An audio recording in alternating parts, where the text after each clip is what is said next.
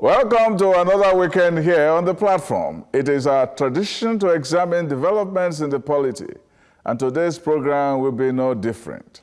My name is Sam Omolayo.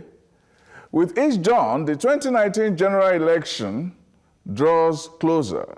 Preparations by political parties towards the election are in top speed. They have begun the conduct of the primaries or primary elections to choose candidates who will fly their flags and contest various positions on their platforms. So far, the primaries conducted by the All Progressives Congress, APC, and the People's Democratic Party, PDP, for the governorship, national, and state houses of assembly, rather than achieve the desired results, birthed further conflicts in many states. And also this weekend, 12 candidates are battling to pick the presidential ticket of the PDP, that the People's Democratic Party. Who stands the best chance in this contest? And will he be strong enough to unseat President Muhammadu Buhari?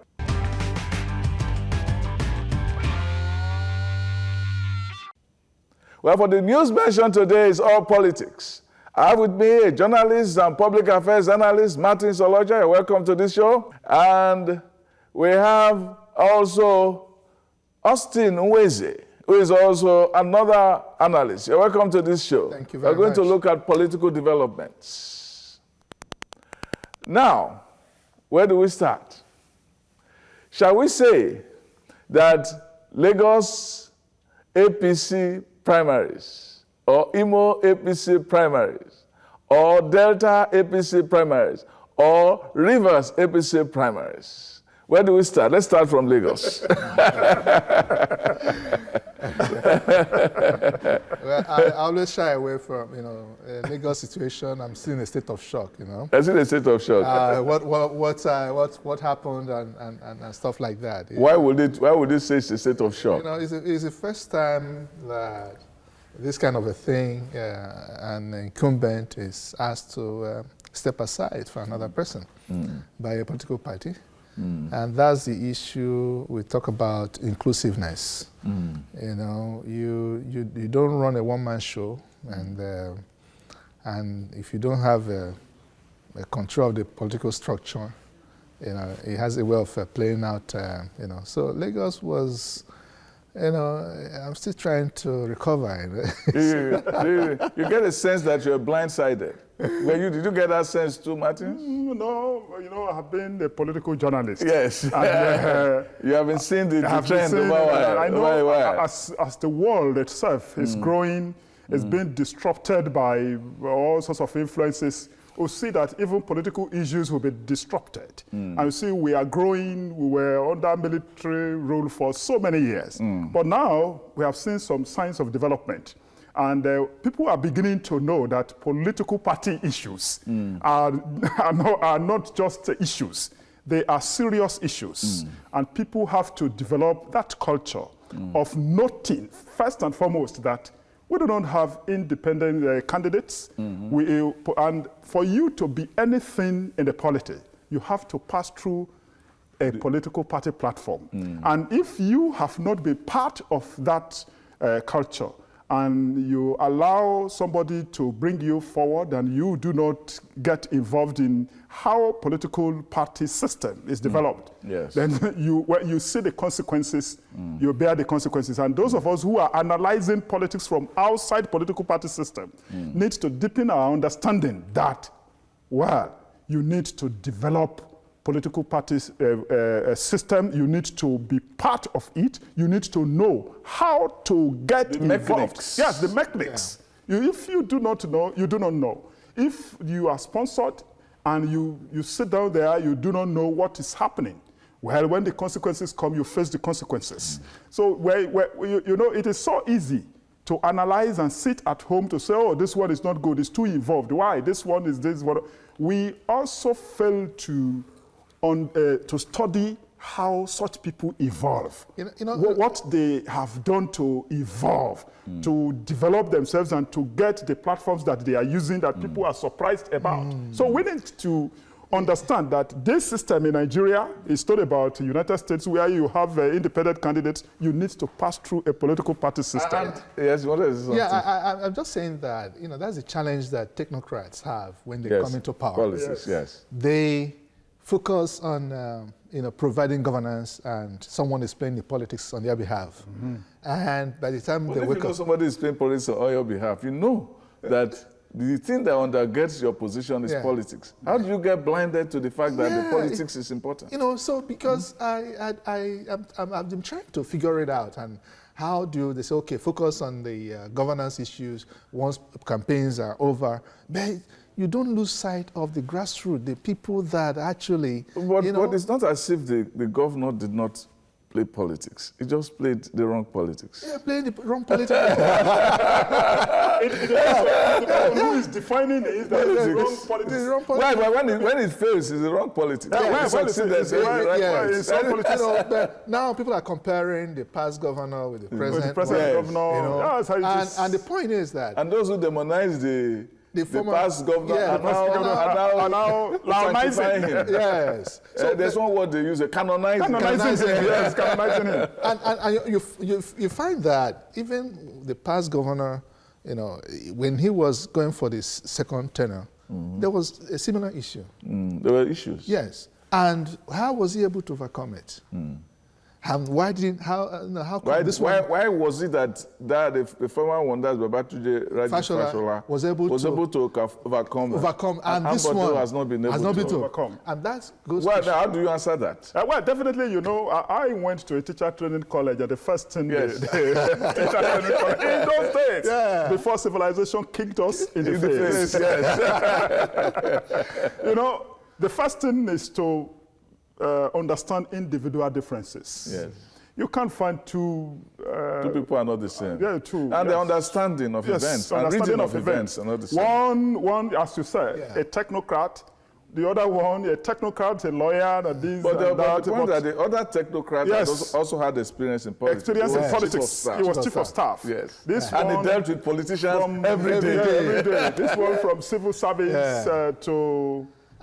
and again, if the State House. Yes. If you understand the power base and who the master is, number one rule of, let's say the 48 laws of power, I say, don't outshine the master. Yes, you can't. You can't. Unless you have become a master yourself. Master yourself. And you can't be under a master and trying to become a master, So, and it's also what Fashola did that made people, it was actually people that wanted him to come back.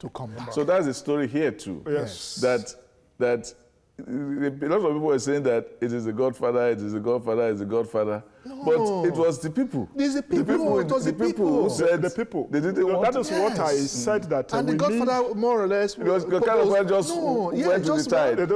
That's what I said that in analyzing, it's not Nigeria's politics is multidimensional.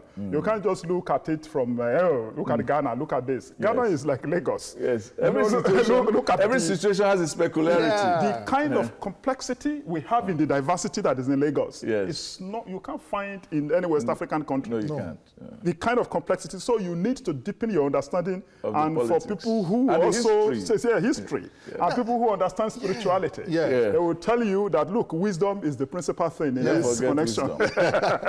and because of the nature of Lagos, and that's why in the wisdom of the past governors, they provided at least 10% for non-Lagosians. Yes. And you don't just come and shut them out. So that's bad politics. That's bad politics. That's bad politics.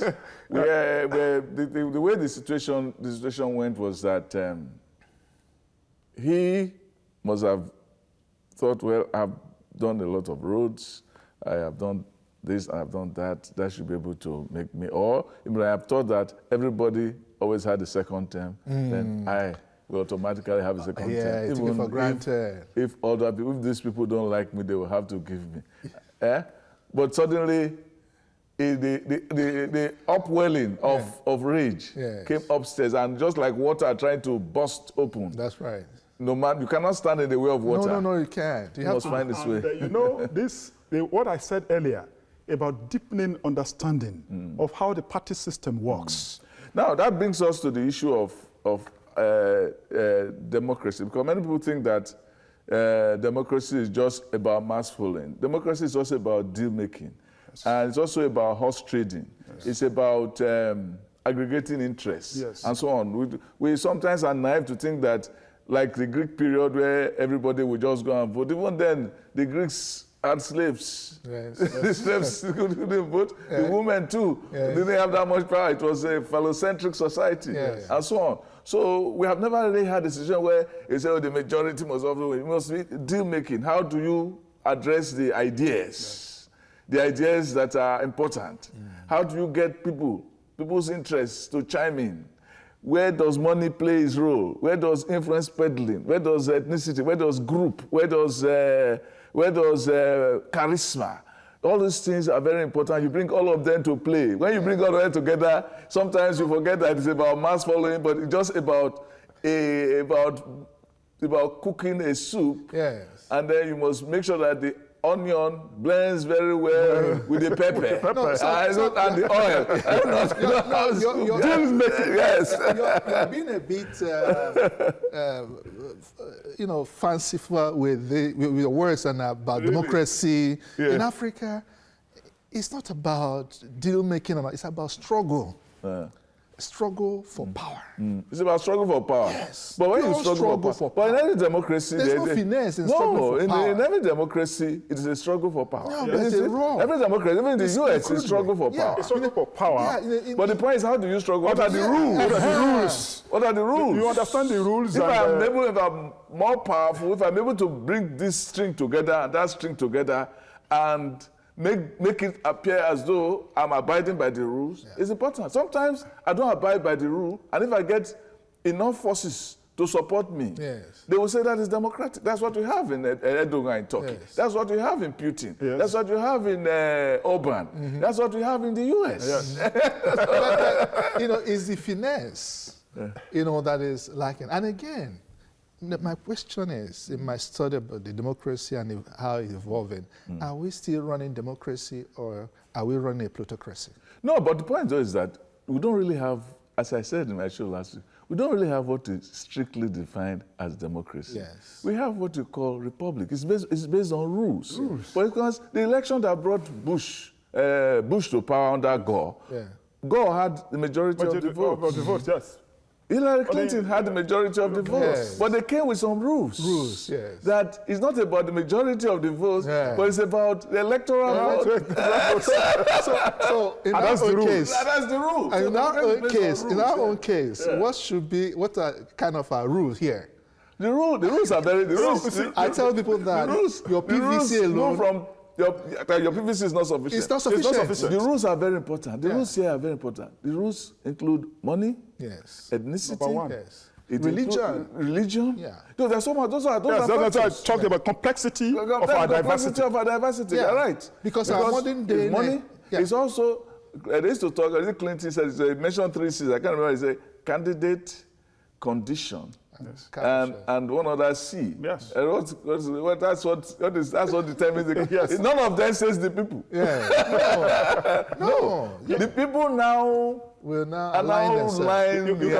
You can see even in the case of the United States, look at what they have been probing about the involvement of Russia in their election. But now they are beginning to see that actually Russia got involved. At what level? How did this man know that it was a critical success factor? And they have been playing on it. Look at the issue of Kavanaugh. If they were to put it to vote today, it wouldn't make it to the Supreme Court. But it's left in the hands of some white men. But that is democracy. But if I have the real democracy, that matter will be decided by the majority. And they have to vote to put the Supreme Court. So that's why we say that it's about rules. That brings to my point about democracy. Because what you find is a situation where they are playing a plutocracy rather than democracy. Government of the rich for the rich. And that is what even happening in our political parties these days. For the rich, but the poor people get there. But then the rich alone can't get it. Because you remember that in the US, when they first started, is it John Jay, who was the richest man among the founding fathers, wanted to use his money to become the first president of the U.S. But everybody said, no, we want Washington. The soldier statesman. So let's move Imo State. What's going on there? Wow. Well, they are my neighbors. Well, what's your state? Ebonyi State. Ebonyi. Yeah. You can just kind of quiescent. Your state is quiet. No. If you're always quiet, there's hardly any problem in Ebonyi. You guys tend to be very quiet. But no. Because one is that, you know, Ebonyi State in the past, since the advent of democracy, since 1999, had recorded... One governor per... No, not even one governor, but the most political violent state in every election, almost every election, yes. I did 2 terms. I mean, I contested twice governorship of my state, 2011 and 2015. And it was, in 2015, some of my boys called me and said, Oga, we are ready for this election. Are you sure you're ready to become governor of the... I said, of course. Am I joking? He said, okay, we are ready. We have our axe, we have our knives, we have our guns, we have our... But that is everywhere. You know... But that's everywhere. But in the terms of creating national distraction, it tends to be you're right. Quiet question. You're right. Yes. Yes. They have people come there and say, okay, I want to dethrone the governor, and then they come and they do it. But it doesn't spill over like Anambra. No, it doesn't. You see, the complexity of the diversity in relation to Imo State, for instance, you know, sometimes you read in the newspapers something that looks like a demonization of politics. Because when you say somebody will come out and say, no, it is my in-law or nobody else. It is my in-law or nobody else. And then you mobilize people to support that view, even those who do not believe in it, because they serve you, will have to fall in line. And sometimes you look at it and say, is it democracy? No, but what is going on here is also, we talk about the power of the big man in our democracy. I always believe that the big man factor is everywhere in every democracy. But maybe it's a little bigger in our area, in our own politics, but the big man is there everywhere because Sam, you know why? People line against big man. But in the case of Igbo State, it is the governor that is seen as the obstruction to the flow of policy because he wants his in-law to become its That's successor. what I call it, demonization of politics. Because the governor has this attitude, it's an attitudinal thing, that after all these boys, why should they disobey him? These were the boys he brought up, you know, pay their school fees, feeds them every time. So they have to report to me. But the point is that, do you think that this man is not going to have his way? He has been... At one time, we thought that his man was dead. This is primary. During the party... No, but what happened? This is still primary election. Yes, primary election. No, but the thing is... but he wants to delegate the voting, the delegates. That was how he himself was elected. Because some people insisted, even when they had to do some supplementary whatever. He insisted. That's how people insisted. Hakim got out of... that was how Hakim lost. Got out of contention. Himself, he has forgotten what you mentioned, history. You know that history should be a useful guide. That's right. It's the most valuable tool to any political scientist. And you find that Hope Uzodinma, people are saying, from what people are saying, that he's a good match. You know, and it's as if the headquarters in Abuja sent him to disrupt the whole process because Oshomole is doing being a good disruptor. Also Ogun State too. Ogun State, the thing is going on there. Bikule Amos is not finding it easy. No, it's not finding it easy. Deal making. That's why I'm talking about deal making. So it looks like some of these governors may run out of deals. That's why, you know, I said something. So this may be the first primary where governors seem cornered. Yes. They have been cornered from the beginning. Yeah, definitely. Especially with that idea from Tinubu that we should have direct primaries. Yes, some people have gotten away with it, like El Rufai and co. But it has become problematic. Because it's an issue that will continue to dog our politics. How you manage your own deals. Yes, so it depends on how you manage your own deal. Now the deal has to get wider now. Yes. Definitely, you know, there is something again, even in spirituality, foundation. Foundation is very important. You can't wake up midway into your own tenure to start gathering certain things. Yes. You have From day the you one. are sworn in. From the one. You You're have thinking to of the next election yes, from next the election, one. build and nurture your structure. Exactly. If you don't, you can't just wake up and say, oh, it's getting too late. Well, that, what happened to the professor in Delta? Wow. Wow. Well, My good friend, Pastor Tommy. He's talking about criminality. He said what happened. Understand, he got there and started asking for the delegate list. I said, today, you just came here, election today, what to say? He had been asking, still, we have to talk about the attitude of some of our leaders. Yeah. When you are developing a political party system, you can't hide the rules of engagement the way he has reported it. Yes. We want to believe him as a professor that he would not be reporting what. But why was he asking that question at the last minute? But he said that we published his op-ed article, even in The Guardian today. Some other newspapers published the same article. Is that he had been asking a few weeks, and they said, no problem, it will come from Abuja. He kept asking 2 days to the time he kept asking, and he was not given. Naivety. Yeah, you don't just ask. No, you must have people He to said, know where they are. right. No. That's not how you do politics. You have to understand that. When you are doing your deal, you understand what you are dealing with.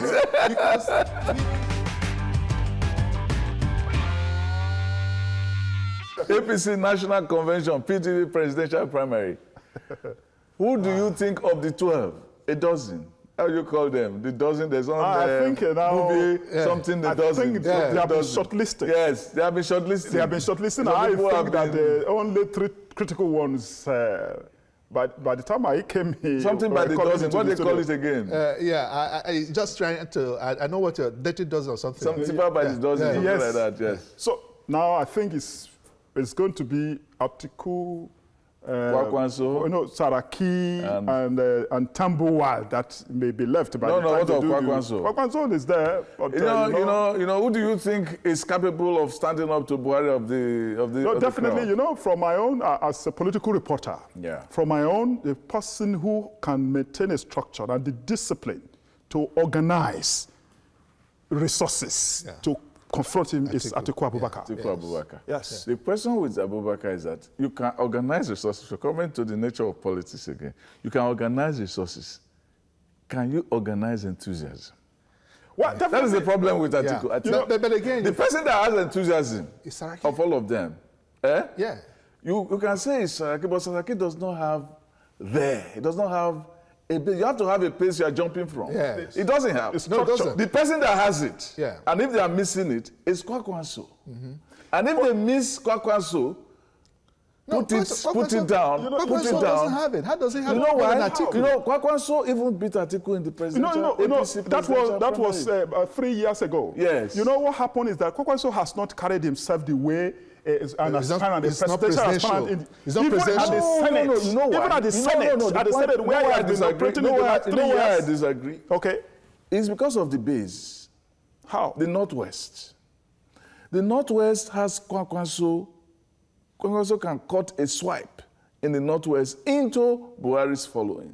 So if PDP wants to work together, I shouldn't be giving them this tip, but if PDP wants to work together and create a dent into Buhari's lead, is to get a good chunk of the Northwest vote. Because we have the two biggest blocks. Why are you discounting Atiku? The two biggest blocks. No. Because Atiku, what I say about Atiku is that he's able to generate money but not enthusiasm. But you must be able to generate both. You see,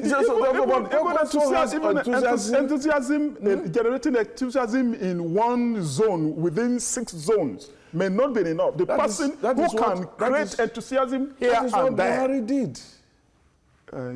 Buhari generated enthusiasm in one zone. People did. And he had somebody to generate it in the decisive zone. How are you sure that after the primary that these people are not capable of generating even bigger enthusiasm after the primary? Well, we'll see. We'll see. But they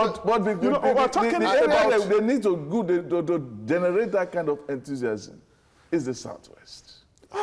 Okay, with that, hold it, Sam.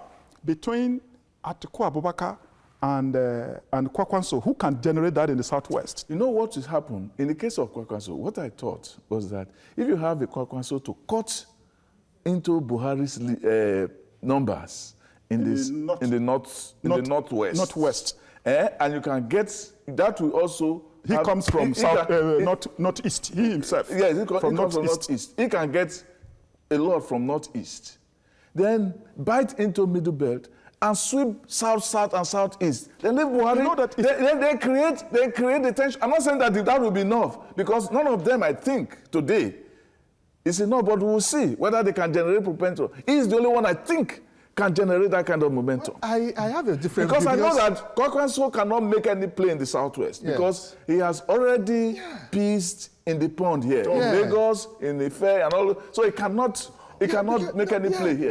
But based on what you're saying, Sam, you know, the guy that may play, a James Bond, kind of. Isaraki.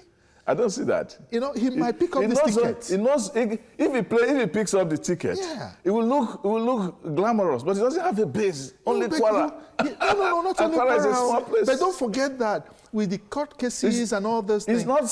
Those are elite. Those are elite. Underhand deals. That deal. You have to make this deal with the people. Now, this political deal, the one you are talking about has some. Intellectual resources to even handle certain things. Yeah, because politics is not about money alone. It's not about that. Ability to generate enthusiasm. Ability to get us even the resources. Yes. I was saying that, Sam, I was expecting you to say that, look, even though Atiku Abubakar has all the resources, it's organized. But he doesn't have enthusiasm. No, but apart from enthusiasm, are you sure there are no forces, there are some people that may not want him to? Well, that's part of the problem. That's because he doesn't generate enthusiasm. Yeah. So people doesn't want Buhari, but his enthusiasm what happened is that... Well, I think we have been going on and on. We can continue this debate. There's something that Atiku has been doing about restructuring. Yeah. He has been targeting the Southwest on that subject. Yes. And that is what people want to hear in this part of the country. But whether they believe him is another. Well, definitely. That's the answer. I want to thank you guys. I want to thank you guys for coming. It's been an exciting thing. I'm sure by the time we meet again next week, we will know who is. A lot of water will have passed under the bridge. So thank you very much. I hope the bridge will still be standing by that time. Yes, we hope so. And Austin, thank you very much. Thank you.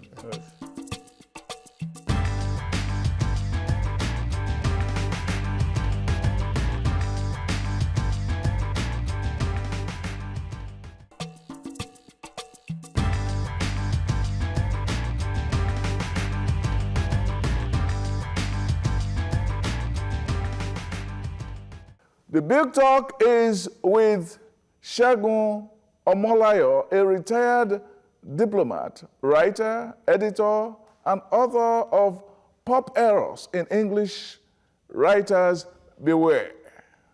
It's a cut away from our normal political guests, which we do from time to time, tackling cultural issues and even economic issues.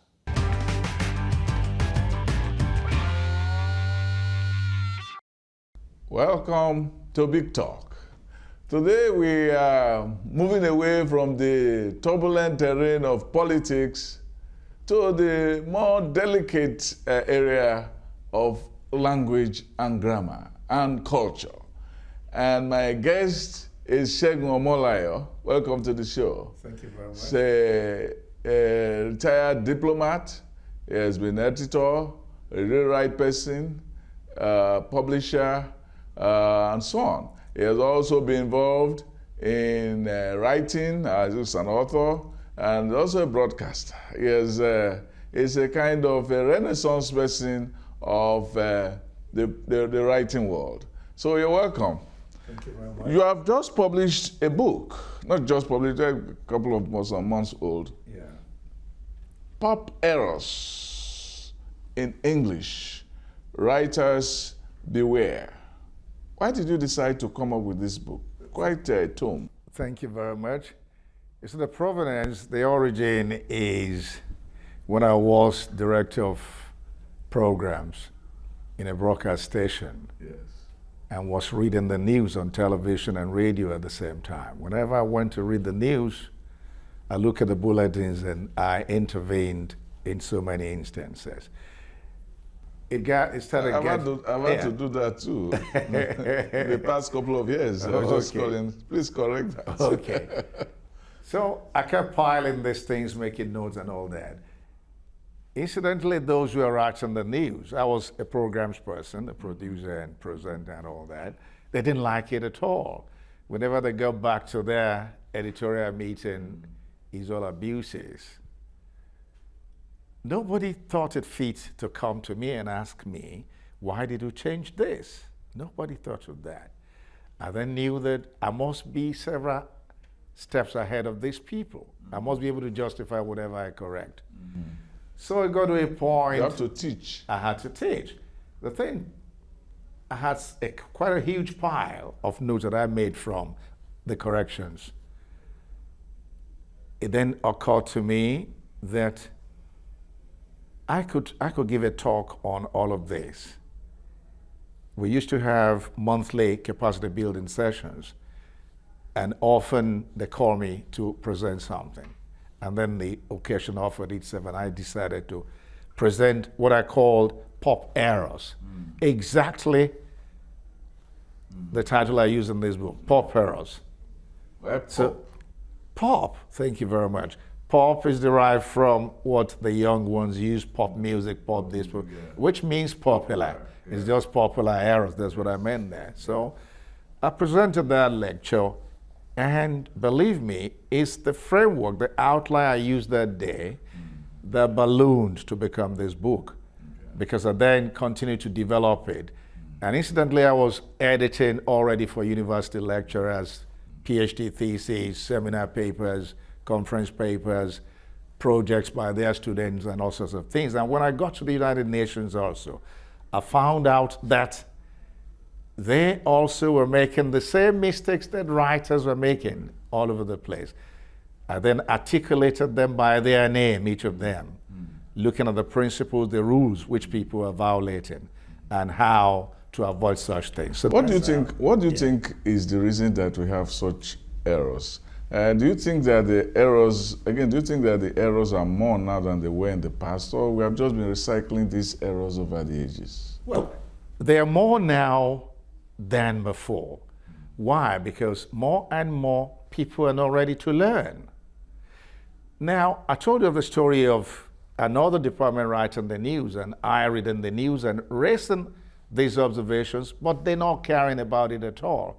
Instead of calling me, Segun, why did you correct this? It's lack of curiosity. Exactly, lack of curiosity. And people do not just want to learn. They just look at you as if you are exhibiting. It wasn't exhibition at all. I just felt a very, very serious need that no, we were broadcasters. People used to look up to broadcasters for correctness in the use of language. And we are the ones now blundering the most in so many, many departments. So the fact that people do not want to learn, that is one problem. And another problem, honestly, in the universities that are producing people who work in various places, the secondary schools also that produce people who go into university, I'm not sure they're doing a great job I always have the theories that the problem starts from elementary school, where the basic tenses and the rules are supposed to be taught, and the kids do not get enough of this digestion before they move into the secondary school, where they are supposed to really cement this thing. At the university level, you're supposed to understand what the basic rules are. And you discover that when you miss it from the beginning, you are bound to blunder, to use your language, along to adulthood. That's correct. I'm really fascinated by the like the various sections, or will I say the various themes of errors. You were talking of redundancy. Yes. You talked of one, tautology, verbosity, circumlocution, and nominalization. Do you think that merely telling us cut to the chase, as the Americans would say, Right. will cut it? It should cut it because consciousness of these things is the very first. No, but we have to learn first Yeah, to you have know to that learn. we have to be brief. That's it. That's it. That's You what have to this be- Shakespeare said. He said, brevity is the soul of wit. It is. Yes. It is. It is. It is actually. If you look at redundancy, there is so much devoted to it in this book, more Yes. than 100 pages. Yes, I saw that. The reason is, it is the greatest problems all of us writers face. Yes. The ability to be brief, we don't have it. We say so many things, we write so many things that are not required, things that do not add any value to what you are saying. It's like this common phrase, in the course of the lecture. The professor said so. What you are saying is during the lecture. But again, people have yeah. come to say in Yeah. places like that if you keep using the word during the lecture, that in the course of the lecture somebody can use it if it probably can rhyme. It's a phrase, it can rhyme. Maybe it can add rhythm to the sentence. That sometimes these rules tend to be somehow too rigid. Now, you can get tacky. You can Yes. get tacky, for instance, Yes. if you are too brief. If every sentence, you write very brief sentences, for instance, very poetic sentences. But if everything is that way, it gets to a point, it gets tacky and jacky. It's no longer, jejune. It loses cadence. Yes. Cadence rhythm, which is what we're talking about. Yes. And euphony, too, Yes. how it sounds in the ears. Now, I see this sentence about necessary words here. You said about 40 participants took part in the training, which included ministries and civil society, including women, youth, and peace committee representatives. Now, this is also part of our problem of wordiness. We feel that if we don't say it many times, somehow people won't understand it. Does it also mean that Nigerians really can't understand unless you say these things so many times? Is it also a hearing problem or an understanding problem or a problem of what they call hermeneutics? Yes. You see, serious language, first language interference Yes. affects us, what we write in the English language. I held a number of workshops with my colleagues in the United Nations, and at the end of the day, they agreed with me that most writers, many writers, write in English, Yes, but not English. Yeah. They are not writing English, but they are writing in English. They think in their language. In their language. That is why I say that while we are correcting people's English, we also should understand that there is a cultural crisis involved in understanding the English. Yes. What people who do it well do is that they are able to transmit the message as well as the culture without compromising brevity, elegance, cadence. And meaning. And cadence, meaning, of course, exactly. meaning eventually. Yeah, very, But some yes. people, it becomes sometimes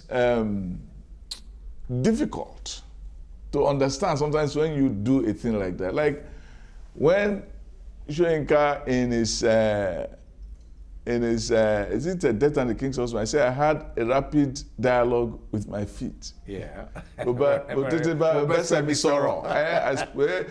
was bringing it. Well, he used it in a very, very elegant, beautiful, That is very elegant. beautiful. Yeah. So I feel that in pedagogy, in the way we teach our English, Yes.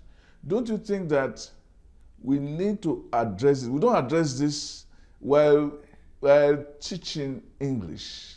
We don't address this cultural crisis while teaching English. No, we should. It should be addressed. We don't address it. We just take it that subject, predicate, he comes, she comes, he goes, it would, they jump, he jumps, and things like that. Yeah. He has come and so on. They make the errors. Now, there's one here which we discussed before we started. Okay. He said the next visit was to the health center where we noticed that the roof of the building was leaking. Then before that, he said leaking is the word comically substituted with linking in this sentence. Yeah. Certainly a product of funny pronunciation. Yes, We do that yeah. a lot. Yes, that's another factor So what affecting. a leaky roof Yeah.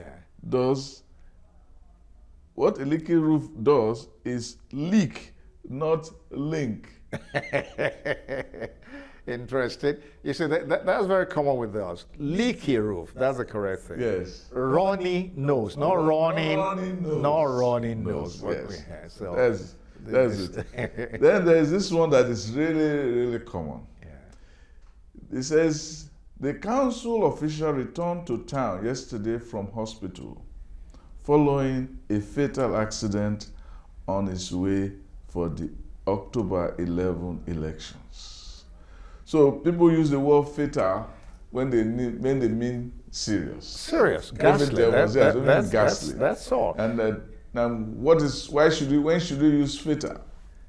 You use fatal when somebody has died in the Right, accident. If no one has died, then it's not fatal. Fatal, yes. So, Yeah, we can go on and on, but going forward, what do you think is the best thing that a person should do when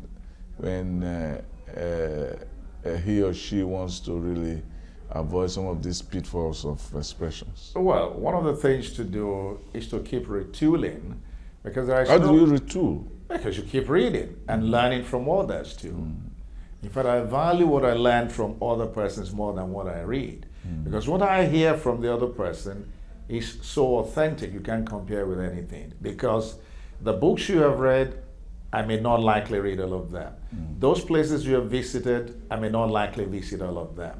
You can glean them. You can glean them. But when you now share experiences with me, knowledge with me from such a background, I should grasp it. So anybody learning and wishing to improve in his writing, learn from good writers. Your writing, for instance, is very tight. In fact, you should be the one telling us what you do to make your sentences so tight and terse and at the same time pulsating. You see, when I read your work, I see a rhythm. You can almost see the words in a wave on paper. That's the kind of cadence, that's the kind of feeling, the sensation I get from reading your work. You are the one to tell people how you get it. But others should learn the rules, the principles.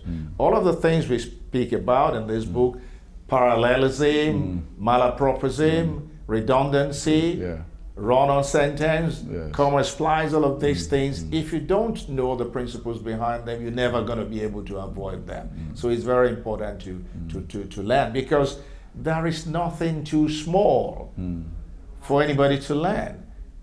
There's nothing too small. You can learn something that is so small but can embarrass you if you don't know it. What you don't know, you don't know it. Yes. We can go on and on. We've had Segun Omolayo. This is the book, Pop Errors in English Language. Writers, beware. I will say writers and readers too. Beware. Thank you very much, sir, for being on this show. Thank you very much, Sam.